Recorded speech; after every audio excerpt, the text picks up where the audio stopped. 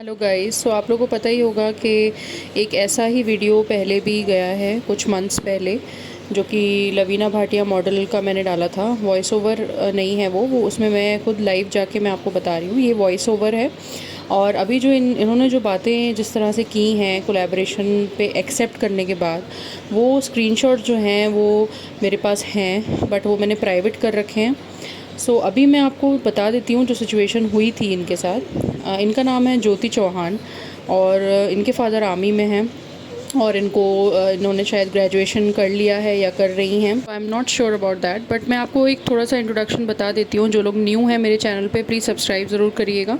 और मैं आपको बता देती हूँ कि इंस्टाग्राम पे मैंने मॉडल अपलिफ्टिंग कैंपेन स्टार्ट किया हुआ है कुछ मंथ से, जिसमें मैं नई मॉडल्स या फिर जो भी ग्रोइंग मॉडल्स हैं या जो भी मॉडल्स हैं ऑलरेडी एक्सपीरियंस्ड, उनको मैं अपने पास बुला के एंड वहाँ पे मैं मेकओवर डिसाइड करती हूँ। कोलैबोरेशन पे होता है, ये बाटा कोलैबोरेशन होता है, इसमें कोई पेमेंट नहीं होता है। बाटा कोलैबोरेशन मॉडल अपलिफ्टिंग मींस एक दूसरे की बस हेल्प हो जाती है।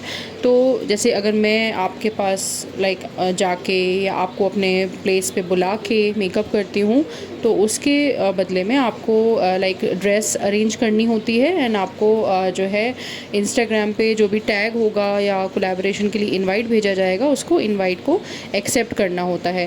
पहले लवीना भाटिया के साथ जो भी हुआ था आप उसको देख लीजिएगा। मैं उसका लिंक जो है ना नीचे डिस्क्रिप्शन बॉक्स पे मैं डाल दूँगी, आप प्लीज़ पूरा वीडियो देखिएगा और ये वीडियो भी पूरा देखिएगा।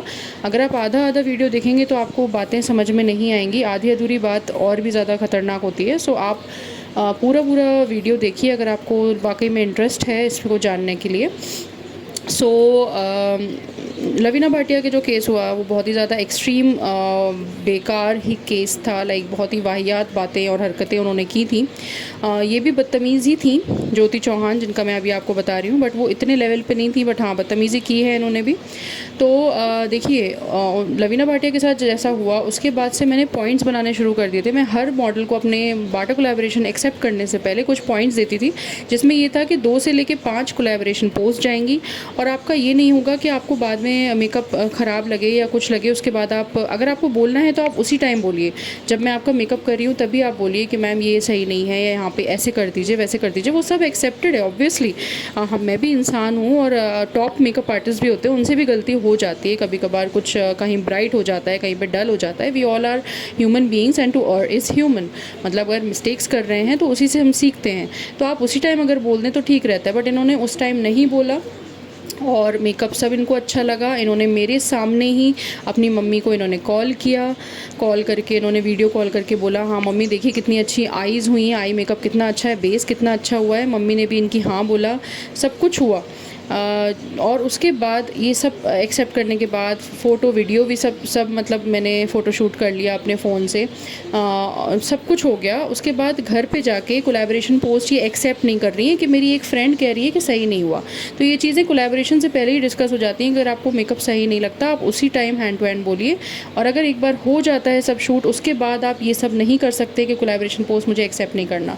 और आपको ये नहीं समझ में आता है, मॉडल्स जो भी मॉडल्स मेरी इस वीडियो को भी देख रही हैं या जो भी कस्टमर क्लाइंट जो भी देख रहे हैं, अगर आपको कोई चीज़ पसंद नहीं आती आप उसी टाइम बोलिए। आप बाद में जाके अगर आप प्रॉब्लम्स क्रिएट करेंगी, प्रॉब्लम्स क्रिएट फिर होंगी अच्छे से, ठीक है? क्योंकि सामने वाला भी कोई फरिश्ता नहीं है, सामने वाले को भी चीज़ें बुरी लगती हैं।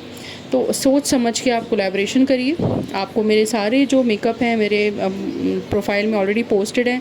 अगर आपको नहीं सपोर्ट करना है, अगर आप नहीं सपोर्टिव नेचर के हैं तो आप एक्सेप्ट ही मत करिए, ठीक है? वो ज़्यादा बेटर रहेगा, क्योंकि उसके बाद ये जो कन्फ्यूजन्स होते हैं ना, मुझे ये बिल्कुल भी पसंद नहीं है। नेक्स्ट टाइम अगर होगा तो मैं इसकी सीधे रिपोर्ट ही करने वाली हूँ और फिर आप इस रिपोर्ट में पड़े रहिएगा। क्योंकि फिर आप जवाब सवाल ये सब करते रहिएगा, क्योंकि बहुत ज़्यादा इरिटेटिंग होता है ये सब गाइज़। मैं आपको इसीलिए बता रही हूँ कि इस तरह की बातें ना करें। वहाँ पे घर पे जाके वो इस तरह से बोल रही हैं, कोलैबोरेशन एक्सेप्ट करने के बाद हटा दिया अपनी पोस्ट से, प्रोफाइल से। एंड देन जब मैंने बोला उनको तो वो इस तरह की अजीब अजीब बातें कर रही हैं कि मुंह से गंदगी आ रही है, मुंह से बदबू आ रही है, हाथ पैरों से बदबू आ रही है, कपड़ों से बदबू आ रही है, हॉल में इतना बेकार तरीके से कर रखा है सेटअप। गाइज़ आपको समझना पड़ेगा, मेरा जो स्टूडियो है वो कंस्ट्रक्शन वर्क चल रहा है, इनफैक्ट पूरा मेरा घर का कंस्ट्रक्शन वर्क चल रहा है। मैं जिस सिचुएशन में रह रही हूँ उसके ऊपर भी आपको लाइक एक चैनल अलग से मिल जाएगा, वहाँ पे आपको सब डिस्कस हो जाएगा कि किस तरह से क्या हुआ था। बट फ़िलहाल आप यही समझ लीजिए, क्योंकि जिस टॉपिक पे भी बात कर रही हूँ अभी वही समझना ज़रूरी है कि जो मेरा जहाँ पे मैं मेकअप शूट्स करती हूँ वो एक हॉल है, काफ़ी बड़ा एरिया है, 20 बाय 10 या 20 बाय 12 का वो रूम है, काफ़ी बड़ा रूम है गाइज़, ऐसा नहीं है कि छोटा मोटा है। और उसमें मैंने सेटअप कर रखा है, तो आपको समझना चाहिए कि नहीं बना है, बन जाएगा। उस पर आप इतनी सारी बातें बनाना, अलग अलग नंबर से मैसेज करना, ब्लॉक करने के बाद भी आप मैसेजेस कर रहे हैं, तो प्लीज़ इस टाइप की अगर आपको हरकतें करनी है ना, तो आप मुझसे कोलैबोरेशन करने की ज़रूरत ही नहीं है।